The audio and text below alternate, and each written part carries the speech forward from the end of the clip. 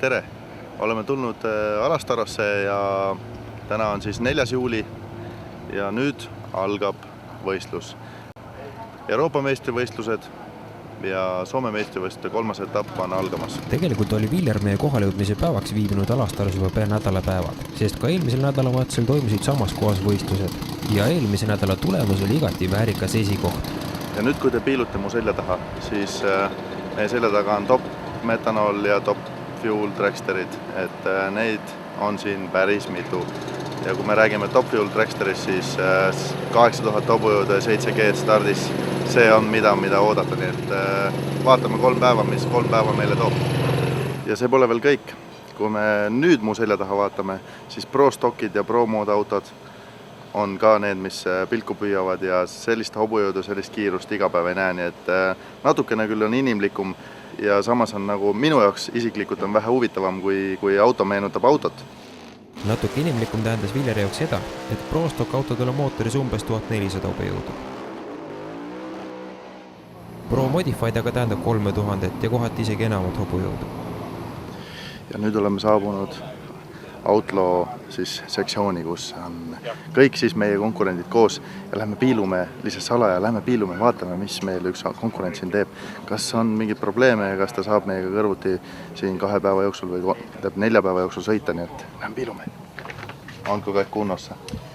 Kyllä, otetaan uusi vippa ja sitten kaikki on ok. Ma loodan myös. Nagu hiljem selgus, oli selle auto veerandmiili ajaks umbes 8,5 sekundit. Küll aga oli sellel autol päris muljetavaldava suurusega tsentrifugaalkompressor.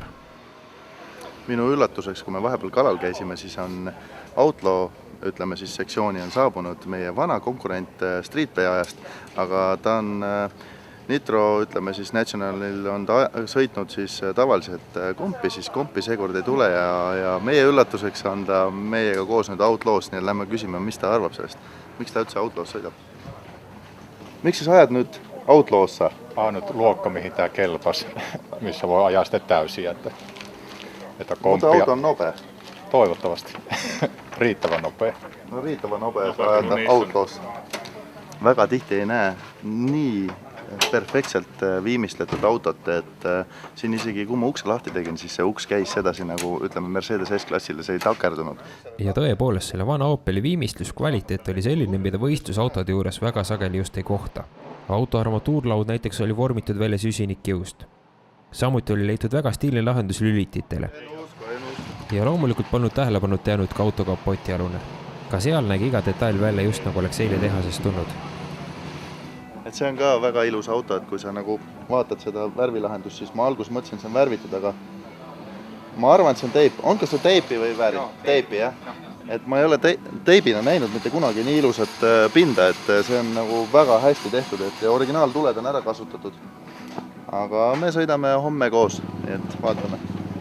See värv ilmselt väga palju kiirust juurde on, aga auto on enda väga ilus. Ja Outlaw klassi sõideti ikka väga erinevate autodega, näiteks sinise universaalkerega Ford Mondeoga.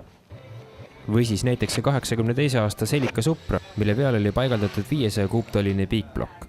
Nüüd aga tuli minna tagasi vaatama Viljari telgi poole. Super kallis piusti nagu, no värv on vähemalt ilus. Läks rikki ja siin, kui nüüd testiga mõõta, siis on siin mähise katkestus ja sellist asja nagu ette näha on nagu väga keeruline. Kui sa nagu tuled võistlusele, võidad võistluse, võidad sõidu, järgmine päev vahetad õli ära, hakkad autot käivitama ja üks silinder ei tööta. See väga nagu tihti sellist asja ette ei tule, aga motosport ja õnneks kogu meie Põhjamaade peale leidus Eestis ühe puigi külles olevat selline samasugune piusti, et lasin selle ruttu Eestist siia saata ja nüüd me paneme selle külge ja vaatame, kuidas see silinder siis töötab. Peagi sai ka mootor komplekteeritud ja võis asuda proovi käivitamisega tegelema.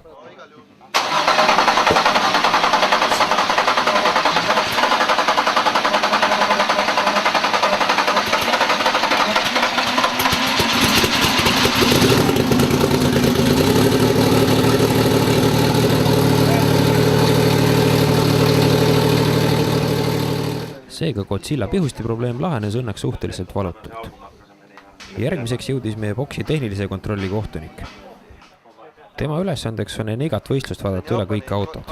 ja kui kõik on reeglitele vastav, kleebitakse auto vesiklaasi peale vastavasisuline kleeps.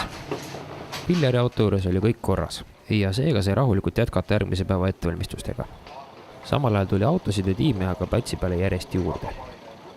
Ülikirjavat autovalikut iseloomustasid väga hästi ka need 2 autot. Nimelt oli tegu 20. aastatest pärit Fordidega, mis sõitsid Super Pro ET klassis. Stiilsusest jäänud puudu ka selle tiimi puksiirveokil, kuid üks teine tiim kõrvale kasutas oma auto tagasitoomiseks hoopiski Fiati. Kui aga auto juures olid kõik vajalikud toimingud tehtud, siis saigi rahulikult hakata järgmist päeva ootama. Hommikune äratus toimus varakult ja peagi käivitusid ka esimesed automootorid. Ongi hommik käes ja Nitro Nation oli siis esimene päev ja täna hakkavad ajasõidud, nii et ma arvan, et 2 päeva on meil siis aega lihvida oma 7,5, et see oleks vaja nagu stabiilseks saada. Ma arvan, et võidab mees, kes sõidab kogu aeg 7,5 ja finaalis võtab ulme reaktsioone, et see on ka meie siht ja nii lihtsalt see elu neil ei lähe, et saab olema väga põnev nädalavahetus. Aga hommikut alustas Tõnis viilimise ja saagimisega, sest auto ninas olev auk oli vaja teha suuremaks. Nimelt loobuti varem kasutatud vesi-õhk vahehõutist ja seetõttu oli vaja auto ninast rohkem õhku sisse saada.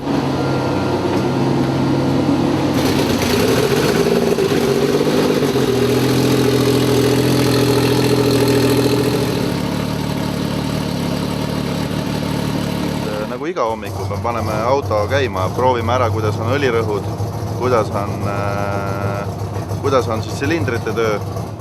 Teeme õlid vedelikud soojaks ja teeme traditsiooniliselt ühe transbreaki testi, tähendab seda, et ma panen 2 käiku korraga sisse, nagu stardis.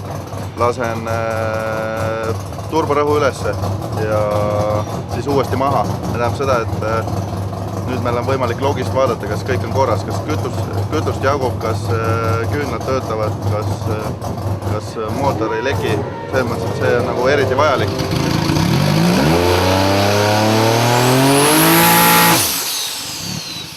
Ja siin graafiku peal oligi kõik ilusti näha. Mis loogi näitab? 35 kraadi läks. Nii tempe. Aga see ei olegi nii vähe olnud ju, tegelikult ju. Nüüd ta on maha jahutab. Jahutab maha, palju nullis oli? Ta ongi 30. Aga see on jumala vähe ju. Ennem oli ikka 44 juba nullis. Vaatan seda, kui kiiresti üles läks 1,... Väga hästi. Nukad keerasid vaata täpselt see õigel hetkel ära, kui juba oli kõik peaaegu rakst üle. Siit see hakkad 0,2 maha ja 1,6 sekundit läks üles. Üles, 6800 pööret. Jaa, vaatame selle üle. Las see praegu olla. Ja nüüd on meil üks 3 tunnikest aega, et mootor maha jahutada uuesti ja starti minna. Autoboksides tegeles stardi ettevalmistusega ka see punane Mustang, mille kompressor tegi kohe eriti kõva viline. Aga Villeri ta väga suurt konkurentsi pakkuda ei suutnud, sest ta oli umbes sekundi jagu aeglasem. Ja bokside on ringi liikudes jäi järjest rohkem ja rohkem silma igasuguseid ägedaid liiklusvahendeid. Ja nüüd meil ei jäänudki muud üle kui lihtsalt oodata, sest Outlaw startis Streetmani klassides eelviimasena.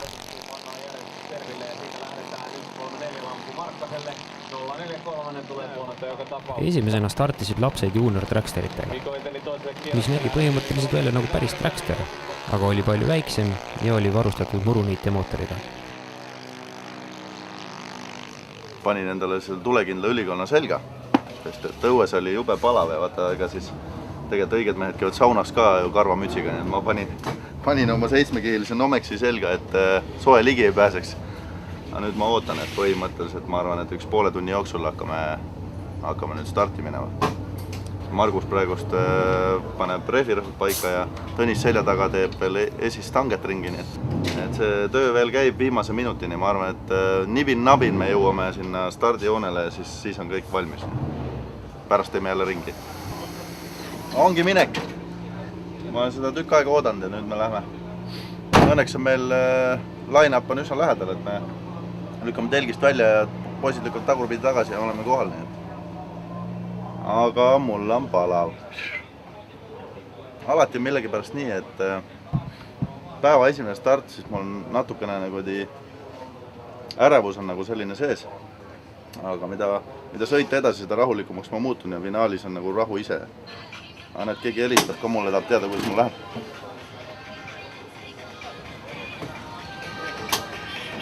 Tšau! Me hakkame just tarvitama.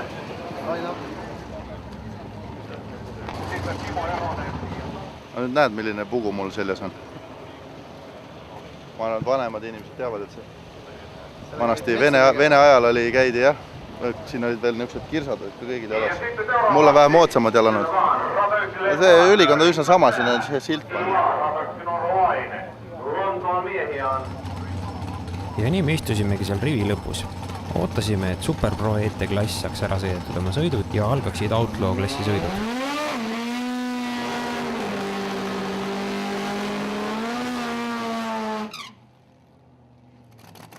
Ja viimaks jõudiski kätte hetk, kui esimene Outlaw paar veeres stardikaare alt läbi.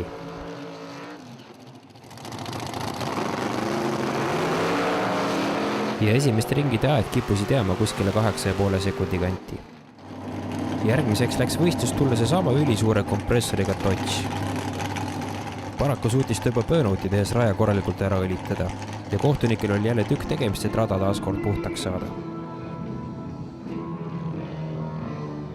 Ja põhimõtteliselt tähendaski iga veidike suurem õlilekke kapitaalset raja puhastamist, mis võttis omajagu aega. Villeraga istus autos oma tulekinnes ülikonnas ja ootas. Lõpuks jõudis kätte kaua oodatud hetk ja mees punase särgiga kutsus Villeri starti.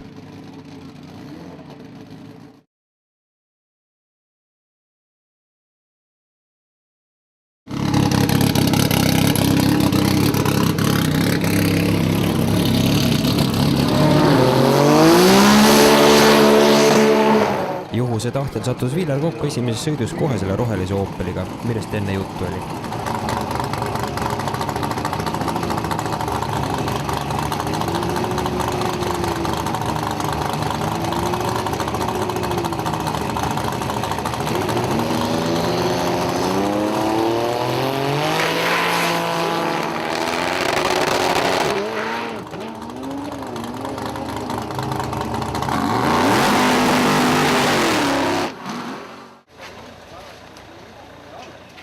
See 7-6 on olemas ühesõnaga sama seadega nagu tegime siin viimase võistluse finaali tegime ka nüüd ja täpselt sama aega, aga lõpukiirus on suurem, see tähendab seda, et ma ei last maha. Aga no, nüüd meil on vaja natukene siis juurde keerata, aga me oleme päeva kiiremad praegu. Ei tea, ei kujuta ette niimoodi, et olin seal sees ja mõtlesin, et nüüd ma lasin lõpuni ära, tõmbasin varjud lahti, tegi lippadi-loppadi raski, aga hästi kiiresti kadus ära. See käib mööda. Päris hea. Tipp-top.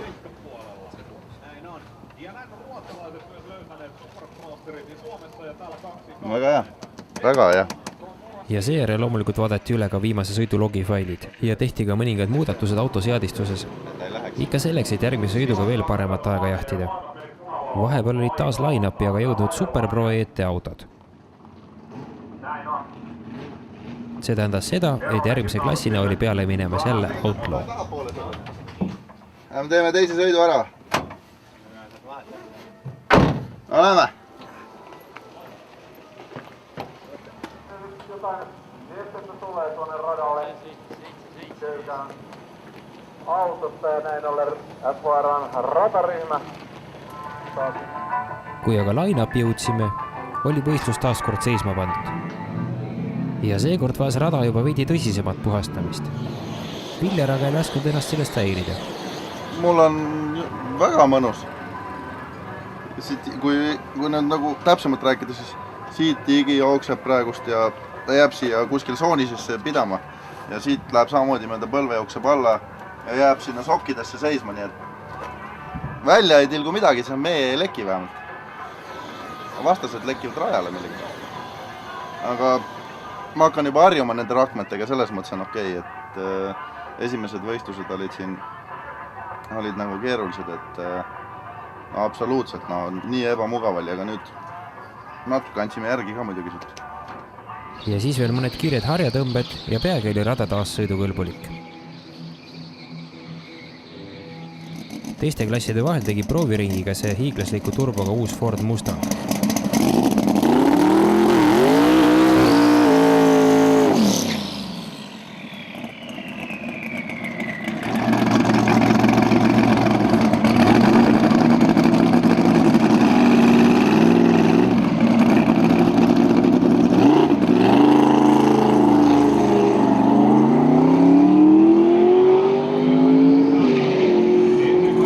Kahjuks jäi aga selle auto sooritus üsnagi kesiseks. Aga viimaks, peale pikka ootamist, sai ka Viller sõita lõpuks Pöönood jalasse.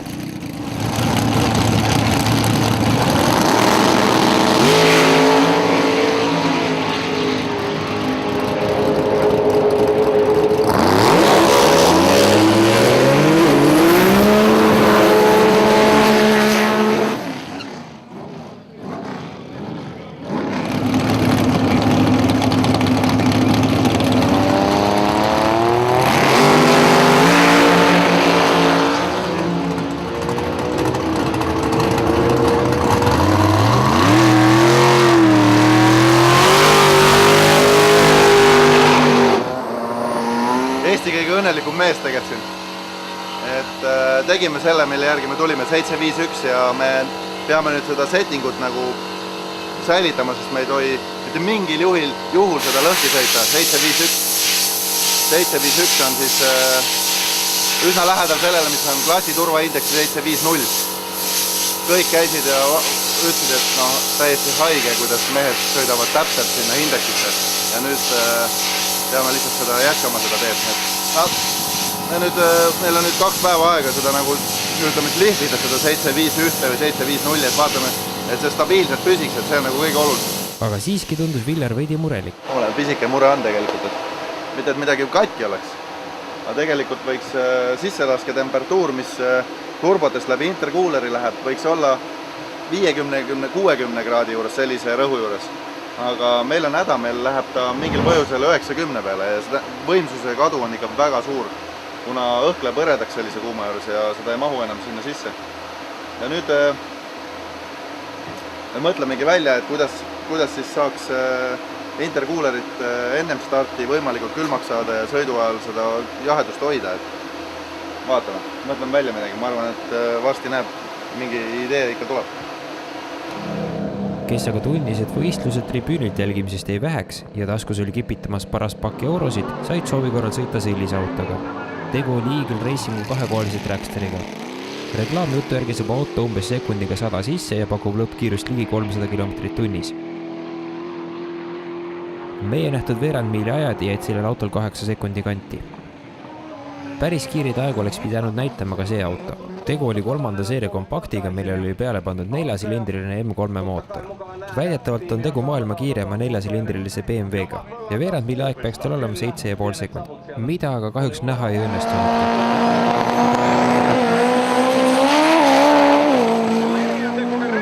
Sillä ihan aha, ja nyt kävi jotain ja varjo auki on hyvissä ajoin.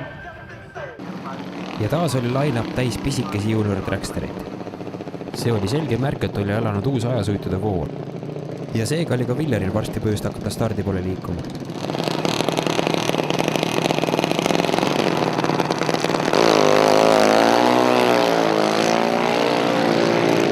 Lähme käime, teeme ära, jah. Ühesõnaga meil on vaja teada saada, et kas auto sõidab stabiilselt 7.5.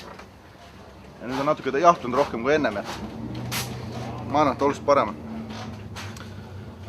7.50 on vaja sõita, mitte 7.51, nii et ma proovin ainult selle vatijope nüüd selga saada kuidagi siia. Kõht on nii täis.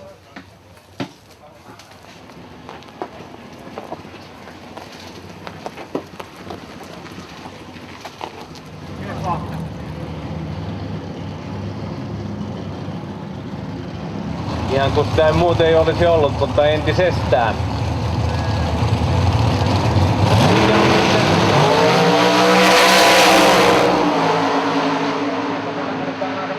Jälleen etenemään ja vähän mennä sanomaan mikä tyylikkäämpää ja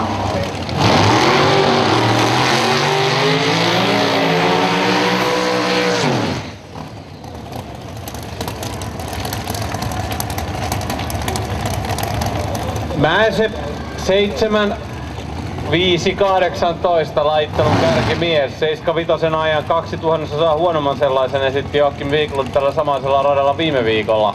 Aivan tasa vahva pari ja nyt on mielenkiintoista nähdä, että mitenkäs homma tällä kertaa herroilta sujuu.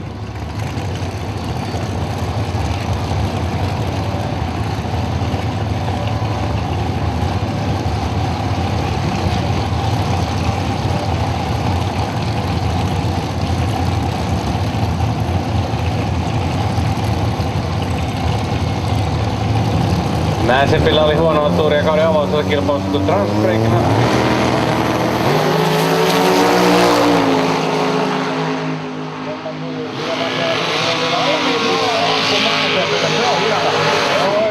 Mikä lähtö! 3-4, nyt on kyllä Viropojalla kova isku. Ja katsoppa Keikkoja ja puoli volttia kärrypyöriä tehty. Ja sekin pitkälti varmaan siitä syystä, ettei se tuolla ruumirakenteella onnistu.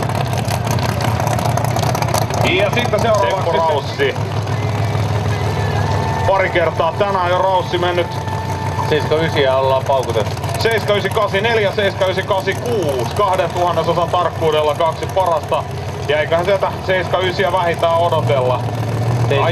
7905 on se tämän kauden paras veto täältä. Elikkä 78, selvä.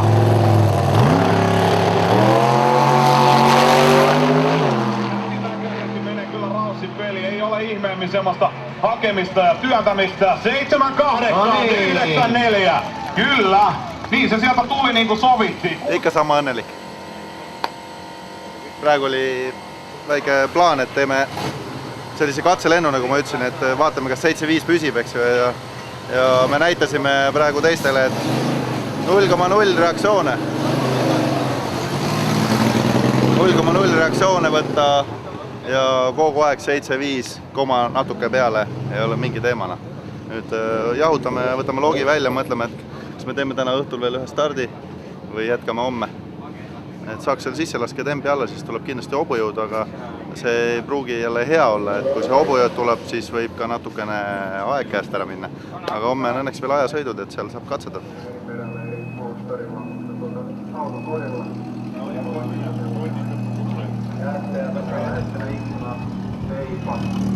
Tipp-topp. Eile ma rääkisin teile, et eesmärk on see asi siin kinni panna. Algus on tehtud, ajasõitude võit on käes. Küll võib magus olla. Täna on nagu, ma loodan, et ikka konkurendid meile tere ütlevad. Et see ei ole lihtne. Homme hommikul saame veel ühe ajasõidu teha. Ütleme, teeme seda sellepärast, et veenduda, et see 7.5 on kinnitatud. Meie seade on niimoodi seatud, et 7.5 tuleb iga kord. Ja konkurentidele on see tegelikult valus pill alla neelata, sest et nad näevad, et meil tiim sõidab väga stabiilselt 7.5 ja reaktsioon on kogu aeg 0,0. 0,04, 0,0, ütleme siis 1 ja 4 vahel, et see on väga raske sellise klassi autoga üldse saavutada. Aga vaatame, teeme ära. Ma arvan, et me teeme ära selle, mille järgi me siia tulime.